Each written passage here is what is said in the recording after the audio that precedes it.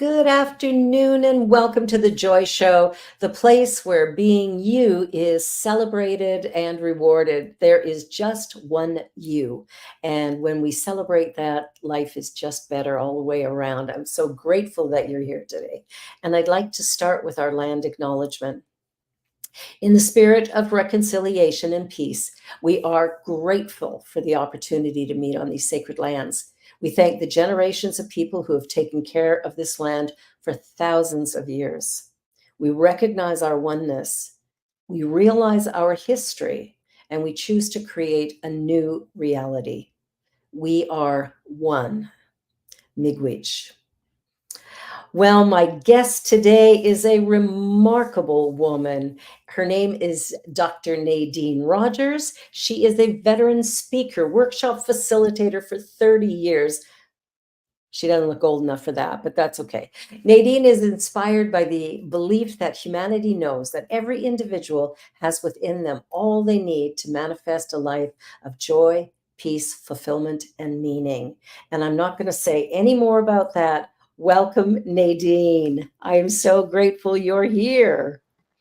Well, good morning. Good morning, Barb, and everyone watching. It's such a joy to be here, and I use the word joy because it's one of my monikers. It And you know what? is. You know what? It's not 30 years. I should have caught that in the bio when I sent it to you. It's 50 years. So thank you for the age compliment.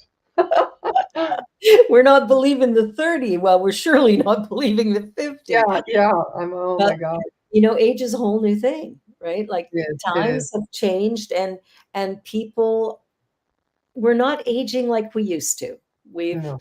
got all kinds of great things going on. So tell me a little bit about your path to ministry. You've been a minister for quite a long time. You've done a lot of different things, but I'm sure I would just love to hear the journey there because that's always fun. Well, they say ask a minister to talk and they never stop. So I understand that you have an hour for this show. So I don't need to get everything. Usually they say, okay, just give us bites, right? Well, here's the whole meal in a nutshell, maybe. Mhm. Let's see. I would have to start, Barb, in living in Calgary. When, the title I chose is The Obstacle is the Path. So whatever I say in conversation, I'm going to try to relate to that. Yeah, Is that okay? absolutely. Yes. Okay. Okay. Um, Gosh. So in Calgary is where the apex of my wounding revealed itself. It revealed itself through alcoholism, but I was a very high functioning alcoholic. Amphetamine breakdown, living in the Calgary YWCA and eating out of vending machines, full of shame, full of guilt, full of self judgment, and really feeling, lackluster wouldn't even cut it. I would say, the dregs of the earth. Now, what's interesting is I was raised in Toronto, it's my hometown, Mhm. and I was raised by two people who were all about materialism Oh, and, and image, and they were alcoholics. mm, So I held on to everything that I could, that I knew, which I thought was real, which was image. yeah. And so living in the YWCA and eating out of vending machines was very difficult for Yes. me to swallow. The only upside was that they had a 24-hour reception service, so all my calls were answered and forwarded to my room. I said, "Oh well, that's a perk." I mean, come on, the closets were this small. It had one window, and the room was like 60 square feet. I'm like, where? And oh, here, navy blue and red.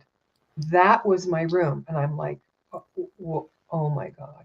Wow. Oh my You know goodness. what I knew? I knew that something new wanted to be born in me. Yes. And I knew that I couldn't keep doing it the way I was doing it, and that it was an opportunity. Deep down, I knew this while I was whining and kvetching, but being really quiet. I completely withdrew from society. And it was a time of course, self-reflection. Now, everyone can relate to those times. Things happen in our lives and we kind of spin out or go in another direction, but it has us in deep contemplation, attached to some quiet something inside of us that knows that there's something better, and it gives us hope. So that's when, fast forward, I became a clown. I loved your clown. For those of you that are in Calgary listening, I was Lovable Louie, the clown, the gentleman clown. I was also Luscious Lily, the lovely mime clown. And it started out volunteering for the Variety Club of Alberta. My mentor was Shirley Gordon, who many Oh, people know in yeah. the media. Yeah. And then one day someone said, "Hey, can we hire you for my child's birthday party?" And I'm like, "You want to pay me money for this?" Like, I didn't even know who I was, but I had a character. And that's what I used to communicate to the world because I was lost. Mm. And clowning healed me. It righted my mind because it allowed my emotions and my thoughts in the instant I was thinking and feeling them to be expressed, to be released. The energy of that in truth, authentically. Mhm. I mean, I didn't have enough of an observer or a witness to go, "Oh, that's what that is," or "Oh, that." It was just the experience of it, the raw experience. And Yeah. not only was I expressing it, but I was animating it, exaggerating it to such an extent that not only did people laugh and pay me money for making a complete idiot of myself, but it allowed me to see and therefore walk and support others in this realization to heal themselves, because I opened a clown school for that very reason. It Mhm. allowed me to see that when you feel one thing, everything's transitory. Everything is energy, everything moves. So an Yep. example would be, I'm really sad. Well, what is the more intense vibration of sadness, right? Mhm. And what comes before sadness? Yeah. Is it frustration? And then maybe you're sad, then maybe you're angry, then maybe you're in grievous. I can never say that word. Help me out. What is it? Grief? You don't know. I'm wrapping it around my brain too, going, what is Okay, then despair, utter despair despair? Yeah. and hopelessness. But something else happens from hopelessness. Something else. Because it isn't the nature of who we are. It's just Yes. the thoughts we have wrapped our head around and the belief systems that we create based on the experiences we've had, Yeah. right? So I got to release all of that S star star exclamation mark T from my early childhood, in that was stuck in a cellular level within my body, and I was free, and I had no need to drink.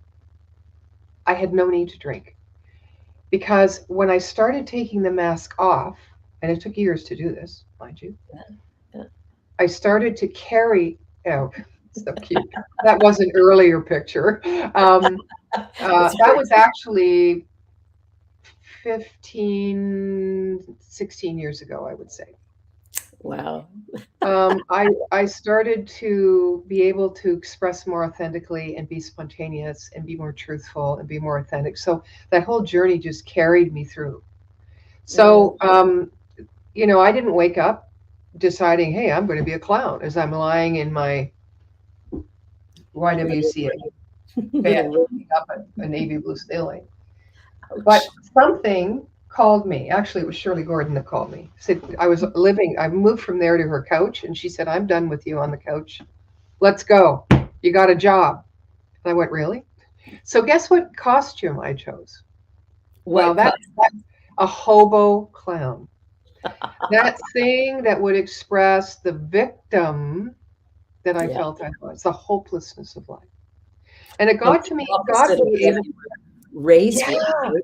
exactly. And it allowed me to explore my shadow long before it became a buzzword and a book Yeah. title and a process. Wow.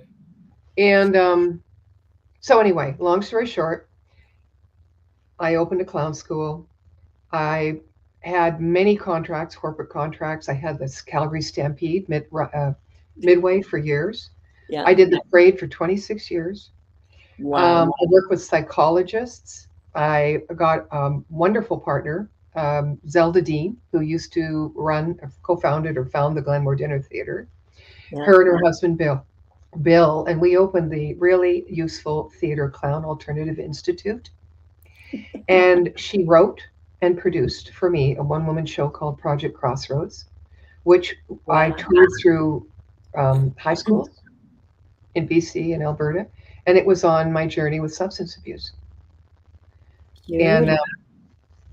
it was a simple concept, you know. It was about me, Louis, being the braggart and the bold one who doesn't care for consequences, who was quite self-abusive and um, unaware of what he was doing in the world or what other people, how he affected other people.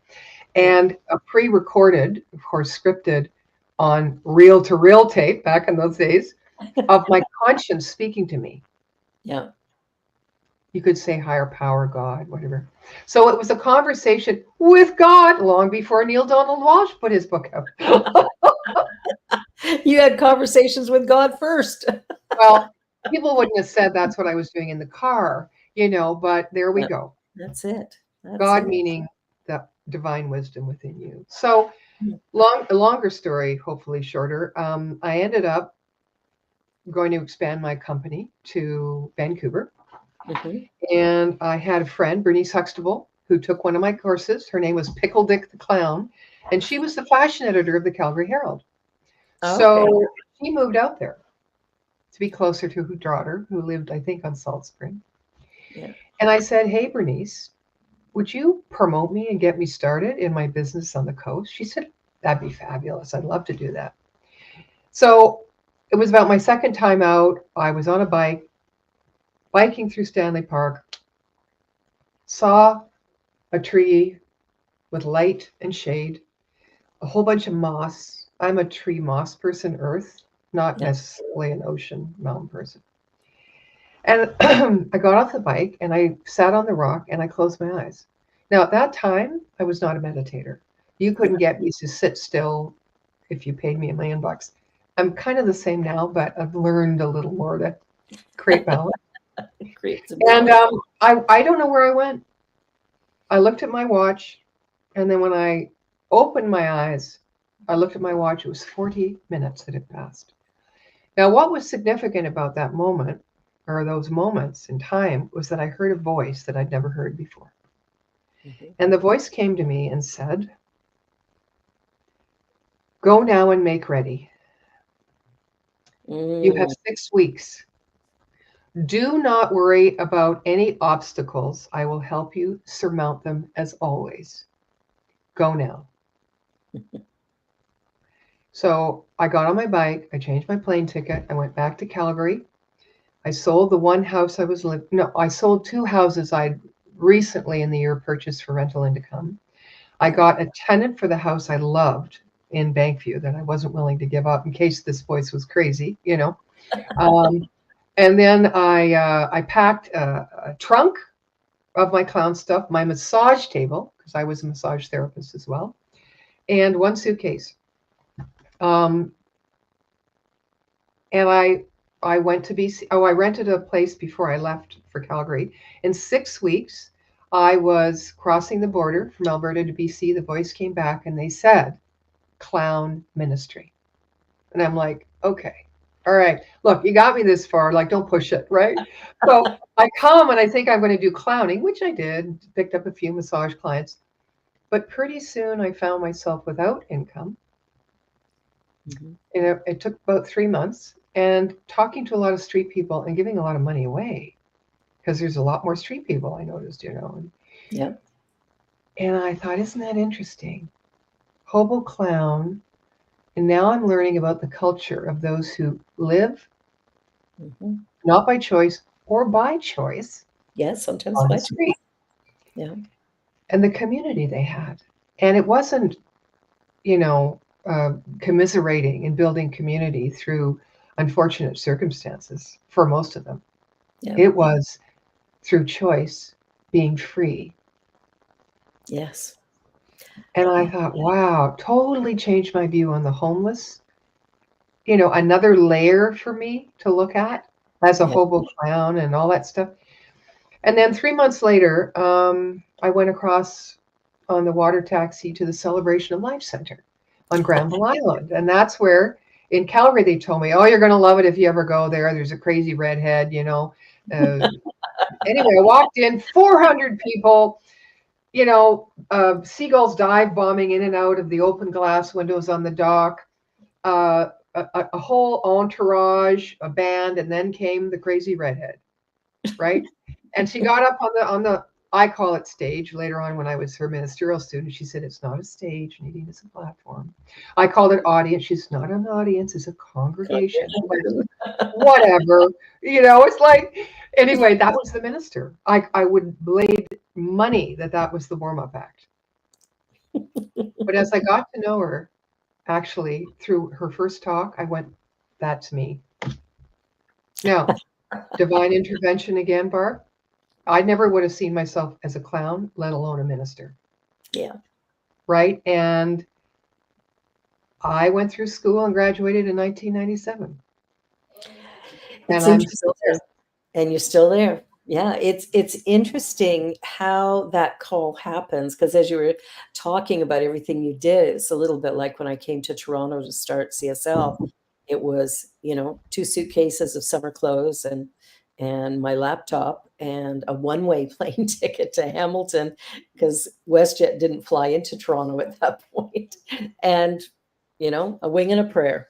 But the interesting thing was the message that came when I was at the conference in, I guess it was Long Beach, and it was like a freight train through my head going, it's time. It's time to go to Toronto. And it was so loud and so immediate. And it was, yeah. So that same thing where you get that message, it's really important to listen to it.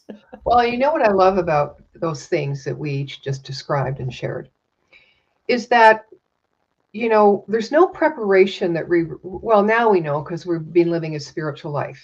Yes. We know that it's a spiritual universe governed by spiritual laws, and we're spiritual beings. So we're on the path to discover the divinity that is us so that we can shine our magnificence as human beings. Exactly. But what's interesting to me is that when you live a life that's guided by, and you don't always know this, but you're trying to survive, there's a lot of fear. And you believe that your survival and your safety is based on material things, the people networking, everything outside yourself. How is it that your mind that is controlling everything and thinks it creates everything, which we now know it doesn't, it directs that which creates.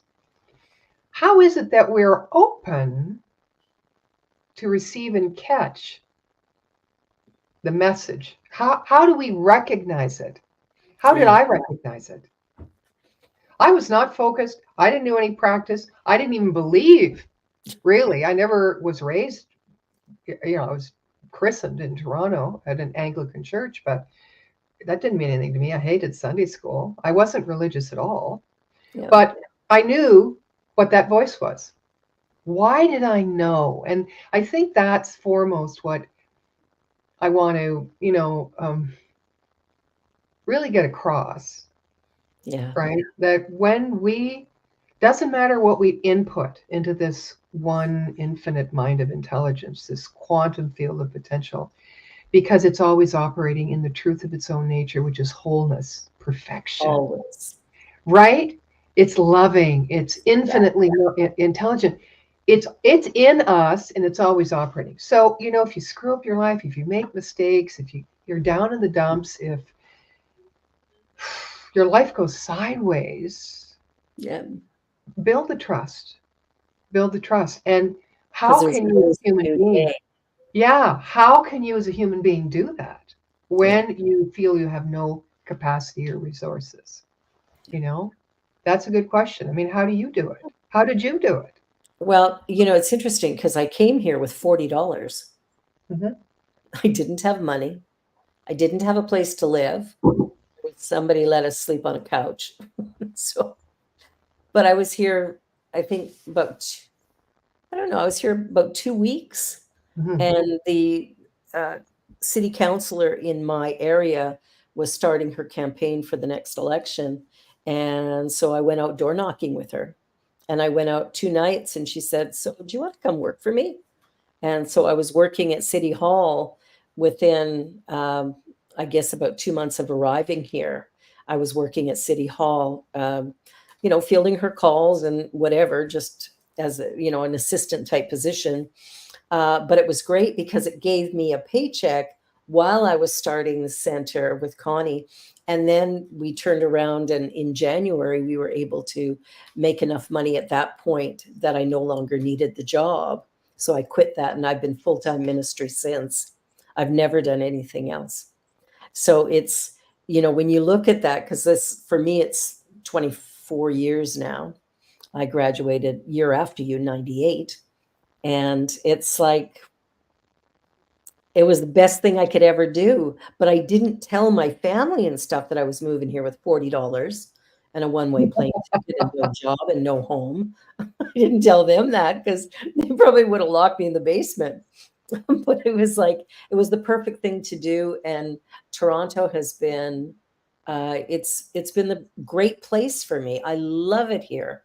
And when I left CSL Toronto in 2011, when my dad died, I ended up going to Verity Center for Better Living, which is a it's a Johnny Coleman Yes, outreach, yeah. right? So, um, oh, I can't remember the name of the anyway. But I started working there, and I Mm. was there for 11 years, working with that congregation, initially as a support for Reverend Evan. And then when he got ill in 2019, I ended up being the interim minister until they hired their new minister in 2023.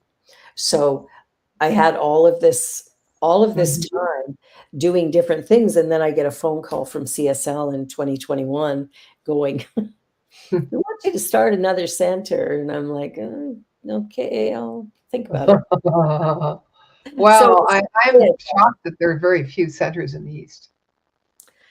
When I came to Toronto, there was zero. I know. And I'm like, how is that possible? The Uh-huh. biggest city in Canada, and we don't have a CSL here. And I look around now, and I think we're starting to gain some momentum. I'm hoping we're starting to gain some momentum, but it feels like I'm getting a lot more phone calls going, "Oh, you're CSL. Oh, when are you start?" Blah blah blah. People are starting to reach out. So I think there's something happening. I feel energetically like there's something really big happening. I've had a year and a half of obstacles, shall we call them? Yes. And what it's done is taught me the one thing I've never been able to do, and that is to ask for support. And when it's offered, accept it. I've not been good at that.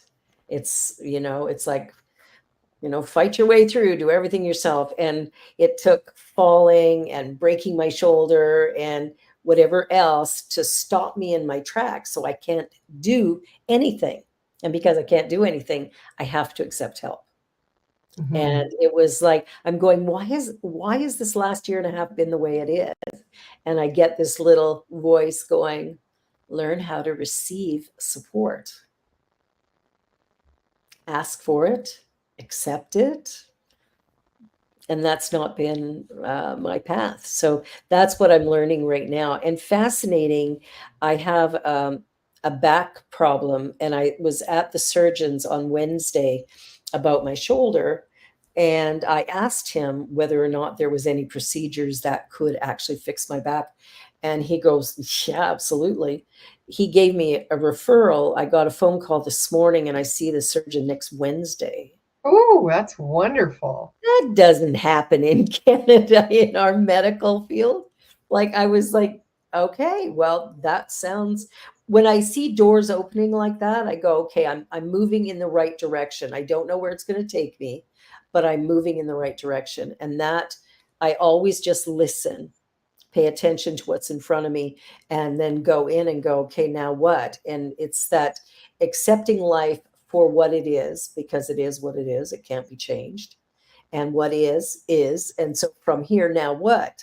And so if I can clear my consciousness and give up, those favorite things like worry or whatever, I don't do much of that anymore.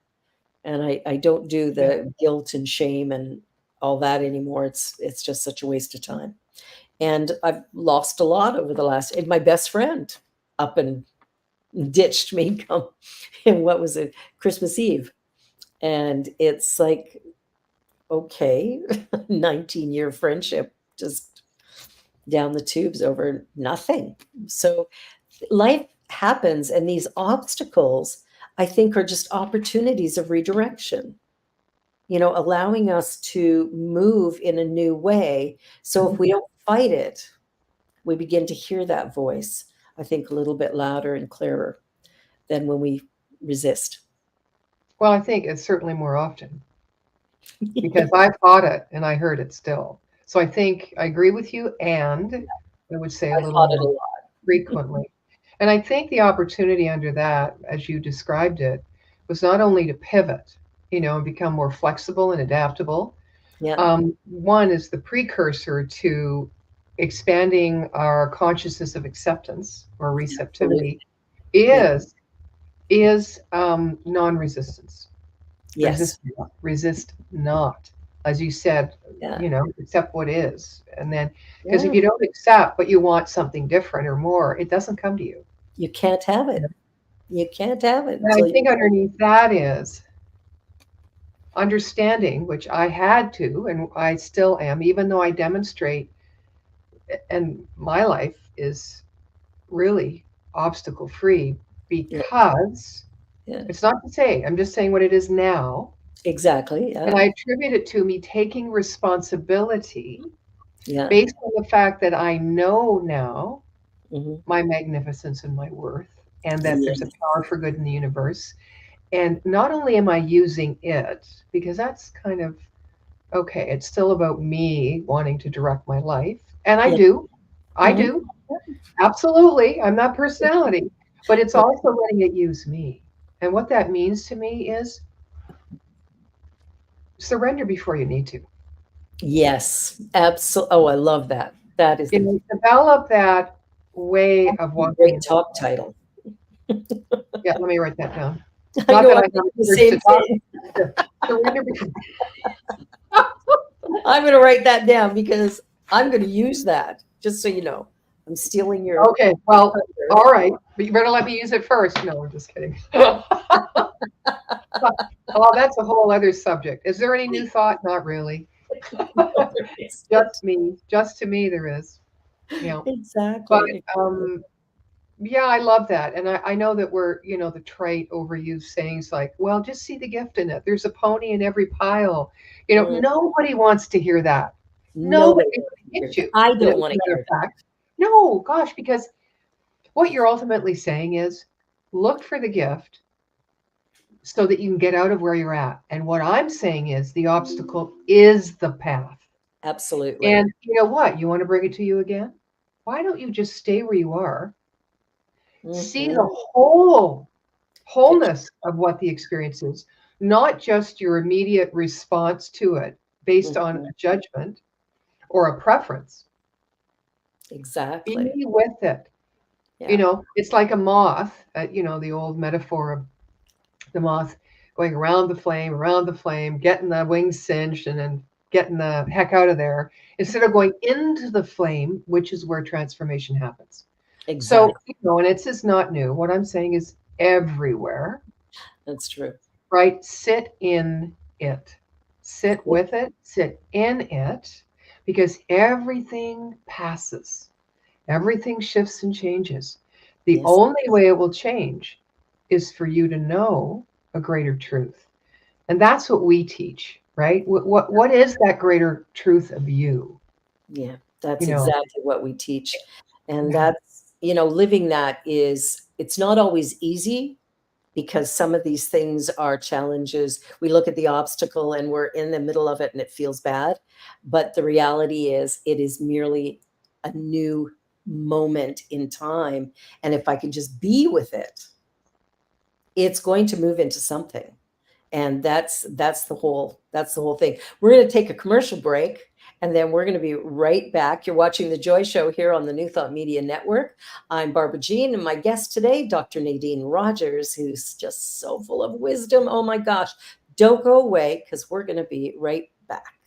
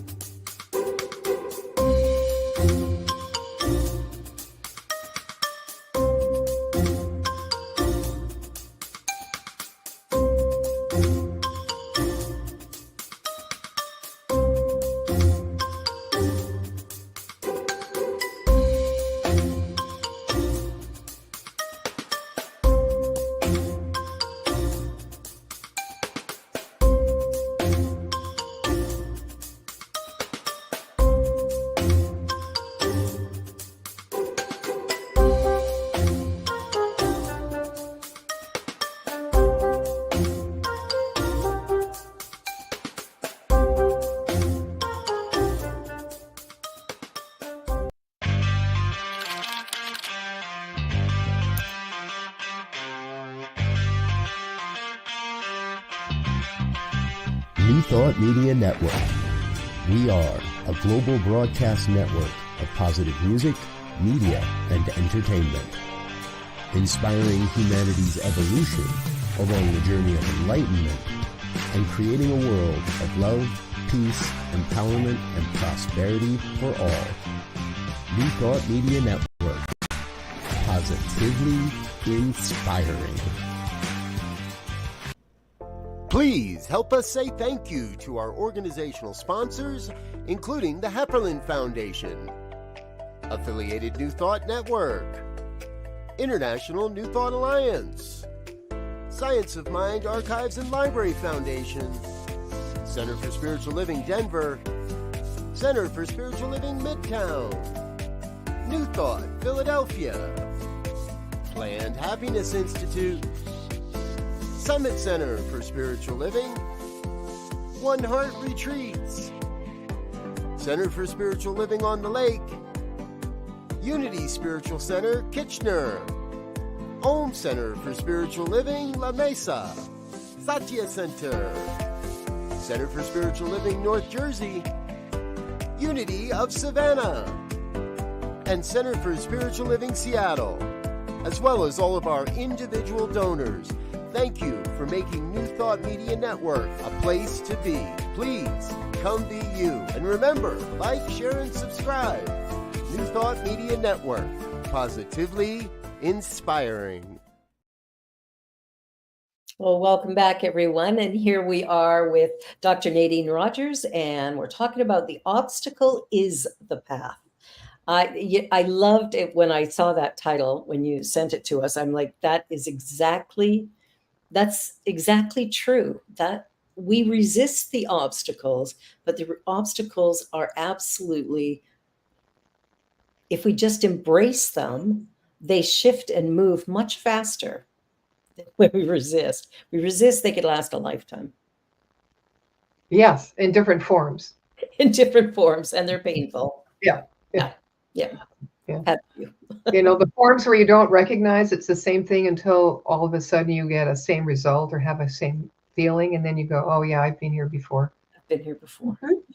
Mm-hmm. And that's one of the interesting things, is that I watch people often where something gets hard, so they leave it. A marriage gets hard and you leave. Well, I know that one well. You go and we work for somebody, you don't like the boss, so you leave and go find a new job. And what I've discovered is, wherever I go, there I am. So I changed husbands, but I ended up marrying the same guy, just had a different haircut and whatever. Right, But it right. was like, it was the same old, same old, same old. And that took a long time to sort of recognize. I was a little slow on the uptake on that, that I'm the one creating my life experience. Well, that's right. And those are perfect examples that everyone's experienced because they think they are not empowered Exactly. to create. A lot of people don't know they even have a choice. I would say the We were majority. brought up, I don't think you're as old as I am, but I was brought up No, with, you make maybe. your bed, you lie in it, Yeah, um, that deal was with mine it. too. You, Yeah. you made a commitment, then guess what? You learn to live with it. And actually, there's wisdom in that. You made a commitment. Yeah. Now, the wisdom isn't to another, but that's what it means. Like in marriage, you make a commitment in marriage. Exactly. But what you're really making is a commitment to yourself Yeah. to live in love, through love, but we forget the as love part, Yes. right? To live your best life. Do you Yeah. think that's what's going to happen when you go into marriage or any kind of commitment that's feels great or you're passionate about or you have the skills for or even that's divinely inspired? And Yeah. like, what you said happens. You hit a wall or you hit a hard spot or you hit this, and then Yeah. you turn away. Now, it doesn't matter so much if you pivot because, as you said, you'll meet the same issues that you had that you resisted looking inside of you in your own power. Yeah. You'll have another opportunity to discover that power again. Yeah. So, how can it be a real obstacle? It's just another condition in life that your core belief system has guided you to experience so that you ultimately integrate who you are, your Yeah. humanity and your divinity, so that you can express wholly and fully. And so, So simple. oh, so simple, So but simple. then So we would, hard to do. if it was that simple, no one would even write books, no one would make movies, no one would enter the ministry or It's take any, true. but it is. It is a glorious journey. But again, our friend, Reverend Douglas Craig, Yeah. one of his favorite saying is, attitude of gratitude. And you can't change, or Holmes even says, Dr. Holmes, right? Yeah. You can't change your life condition with the same thoughts you've always thought. Exactly. So for me, what I learned in clowning was you've got to break the cycle. Now, I didn't go in planning to break any That's cycle, the key. but Yeah. I found myself over and over and over discovering an emotion or an experience or a way of communication that I'd never experienced before. So Mm. part of breaking the cycle is new experience. And what brings us to new experience is not knowledge, not our intellect, but No. our imagination. And even then, what is Yeah. imagination based on?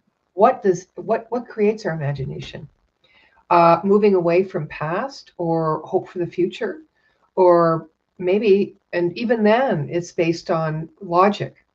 Yeah. Kind of, isn't it? It's logic, what's practical, what we can imagine we might be able to create for ourselves. No, no, no.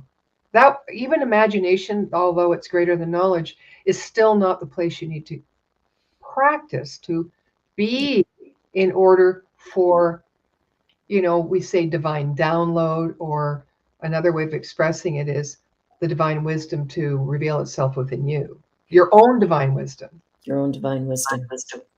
Because we're spiritually hooked up, we're spiritually intelligent, we're using the one mind, right? Always, whether we know it or not. Right. It thinks through us and as us, and Yeah. we use that very same mind. So really, and I don't know what the stats are scientifically of how much of our brain we actually use, our brain function, but we know it's a lot less than is possible, right? And Yeah. so imagination, spontaneity, trying to new things, and shifting your self-talk, such a big one. Oh, You know, that's big self-talk. The idea that I keep self-sabotaging myself. That's a big expression. I'm It always is. sabotaging myself. Well, even looking at that in a different way. Yeah. Because maybe that little voice inside that we both shared in the first half of your show that Yeah. had us really listen. We recognized some truth, but we had no idea what it was, and Absolutely. it Yeah. was unfamiliar, but we recognized it. And took We, risks based on it. and we took risks. Yeah. But somehow knowing that we'd be okay, that it was, as you said, the direction we were supposed to go in. Exactly. And so if that voice, if that intelligence, which is broader and deeper than our actual brain knowledge or intellect, lives in us, then maybe we're not sabotaging ourselves at all.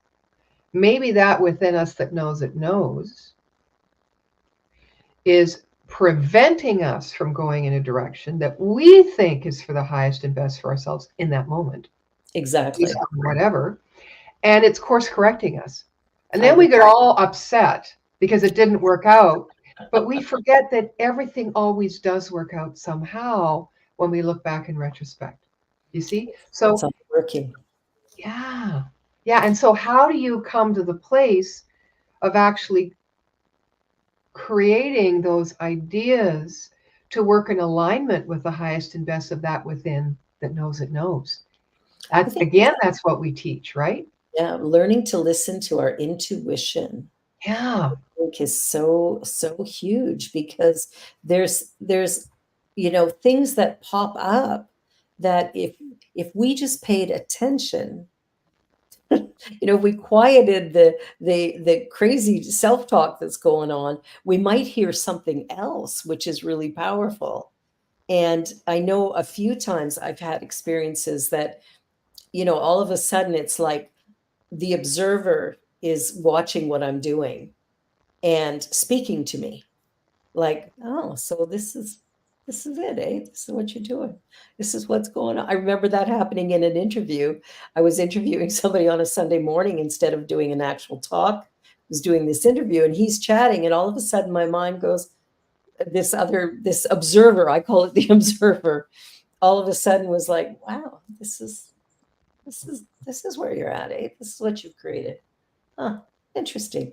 Like, very, very warm. It's always such a warm voice. So I know it's not my self-talk when that one comes in. It's the inspiration that I get sounds different than the voice in my head that tells me I'm not good enough, or I'm broken and flawed, or whatever. That voice that's critical is, well, that's usually somebody else's voice. I'm remembering what mom said or dad said or a teacher or whoever, right? We get that sort of thing running, and stopping that is so powerful, but it requires taking time in the silence. Meditation is such a powerful tool. I resisted it for so long. Yeah. Yeah. Because if we don't get anything, immediately we think we're doing it wrong.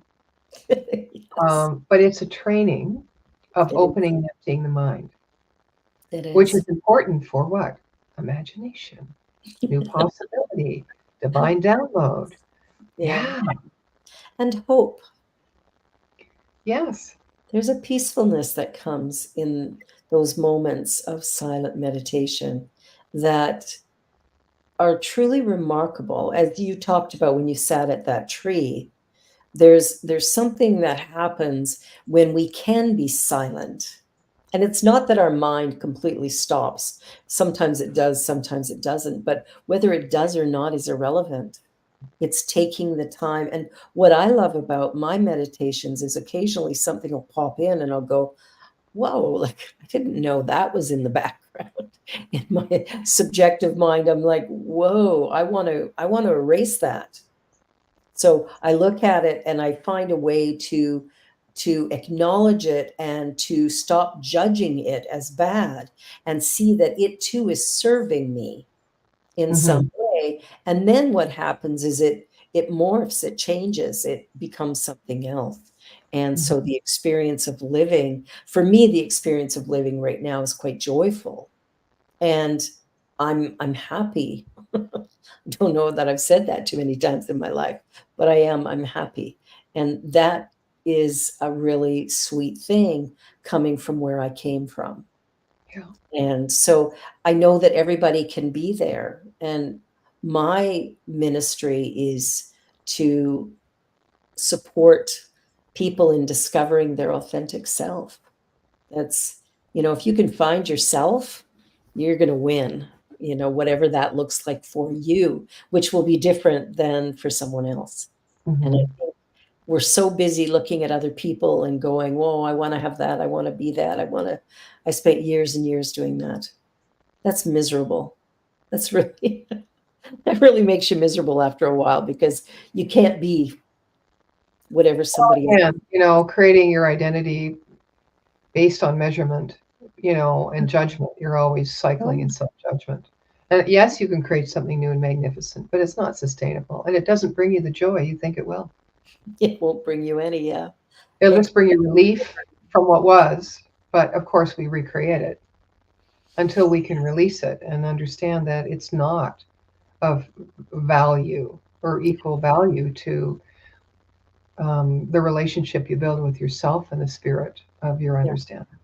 Yeah, as one, absolutely. That, one of the things I think of often when I look at my own journey, and as I counsel people or do coaching with people who are on their journey, just to remind that when you sit in what is and you allow yourself to experience it, to allow it to, really express its need, whatever that is. Because when something's going on, there's something I need.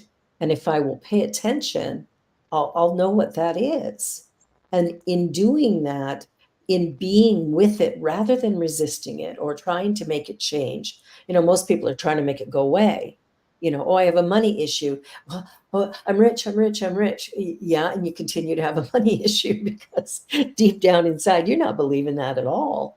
And so there's something about sitting in the pain of the moment that allows you to then move out of it and into something bigger and brighter without recreating that same thing, because you've actually allowed it, life, and accepted it. I think that's the hardest part, is to accept ourselves as we are, where we are, with whatever's going on.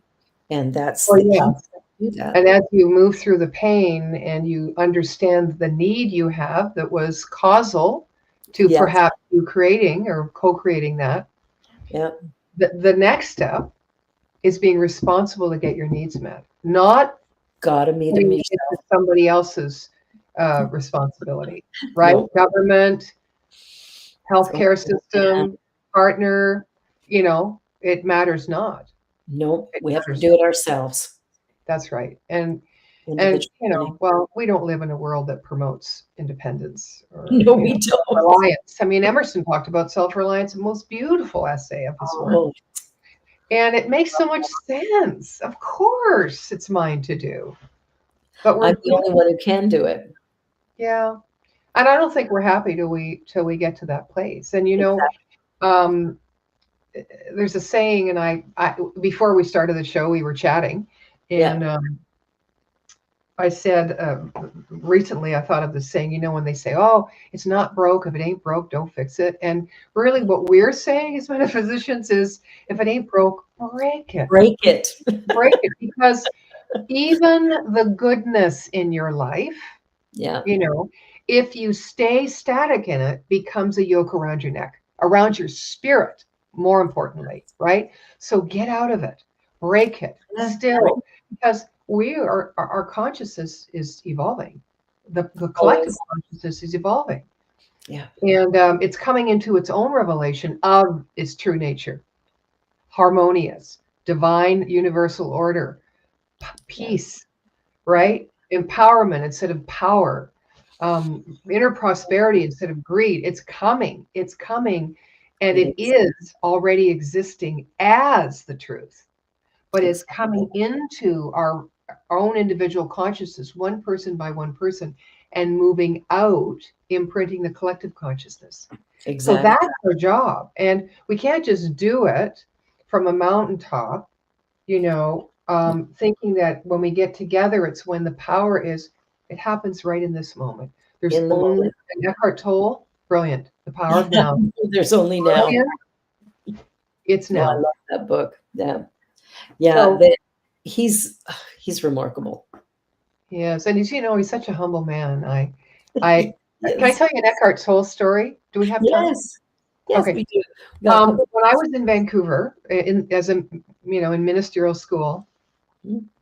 the minister, who was Reverend Marilyn Knipp, she was my only ministerial teacher, Yeah. left for a retreat somewhere. And at that moment, we were given notice by Granville Island to move the center from the big, beautiful open room on the docks because they wanted to reassign the space. They gave us 2 weeks. So Whoa. at that time, I developed a clown troupe called the Minstrels of Mirth. So we found the bar in the hotel was dusty. It was smoky from Saturday night, right? So we did our first service in there, and we got Eckhart Tolle to speak. Well, first of all, can you imagine Eckhart Tolle in a dusty, smoky bar with alcohol on the carpets? Okay. And can you imagine a congregation who was used to wild spontaneity and dynamics to sitting in front of Eckhart Tolle, who is like a sloth when he comes in? He's like, he looks at everybody, and everyone's twisting and turning and restless in their seat, bringing all that energy because they want the answer from outside themselves. They want to hear the wisdom from outside themselves. And they're like, come on, come on, come on. I paid let's go here. What is this? And when everyone settles down, right, and they get quiet, they surrender, then he utters his first word. It's brilliant. And he speaks slowly. He does. Yes. Then you get this restlessness again, and then they settle again. It's the most amazing thing I've ever seen. Now, when he finished, people standing ovation. Yeah. He took them to essence, and it was simple. And he showed them by their own experience how they could get there. Yeah. And what the result was. Yeah. He gave them a great gift. And afterwards, he had no money. I had no money.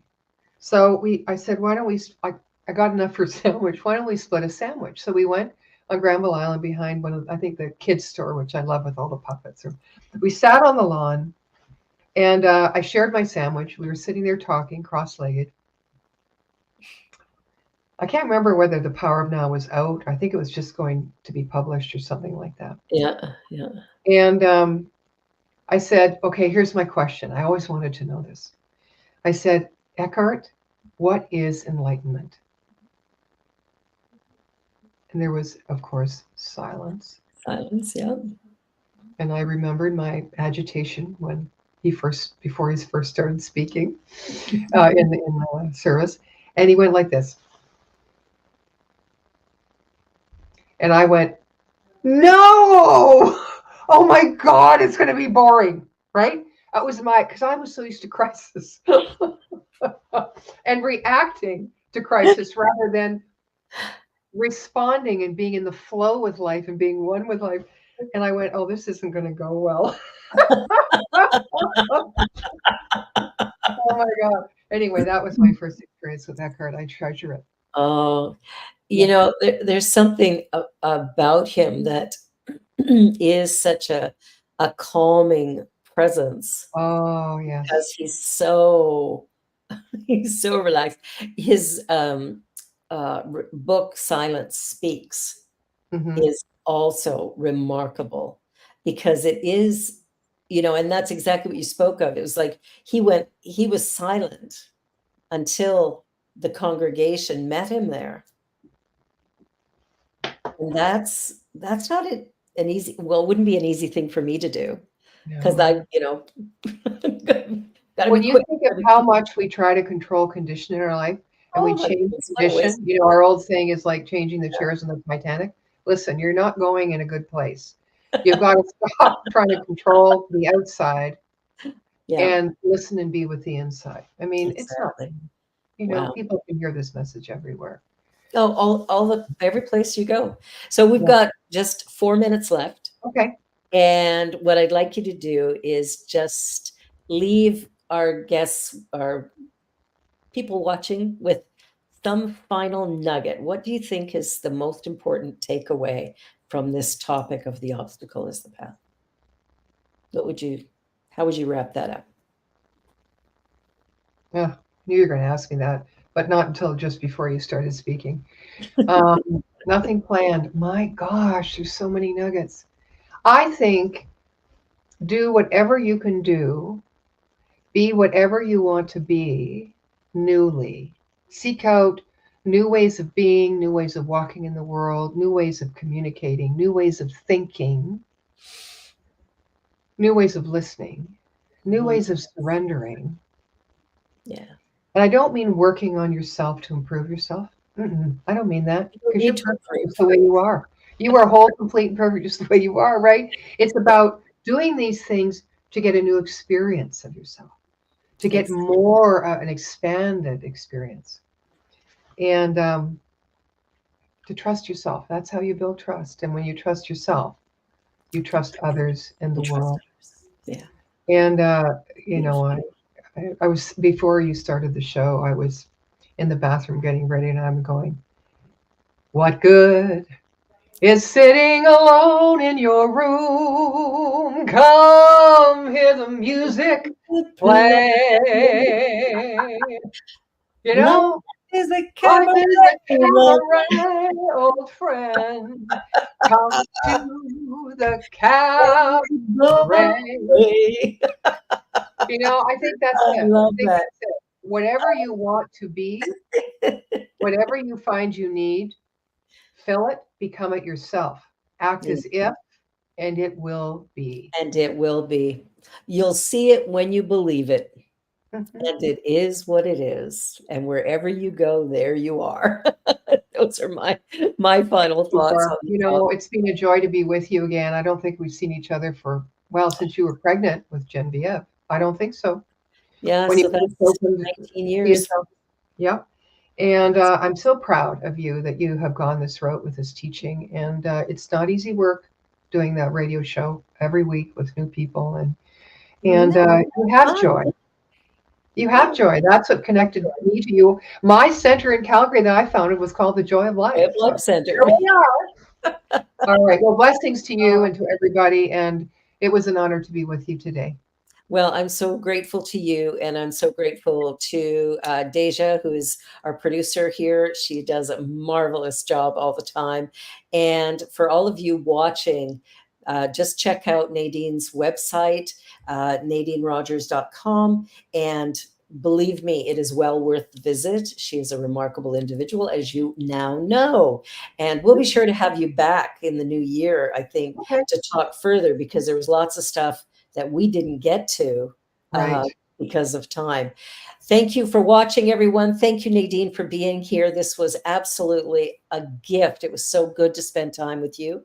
And stick around for a second, because I want to ask you something else after the show. And for everybody watching, be sure to like, share, and subscribe. And, consider donating to the New Thought Media Network. Let's keep the good news flowing. Have a wonderful week, and we'll see you again next time. Bye for now. On behalf of everyone at New Thought Media Network, thank you for being a member of our virtual family. Your financial contributions help share the New Thought message with people from around the world. Please visit and contribute at www.ntmedia.org/donate. New Thought Media Network. Come be you. And please like, share, and subscribe. Until next time, peace and blessings.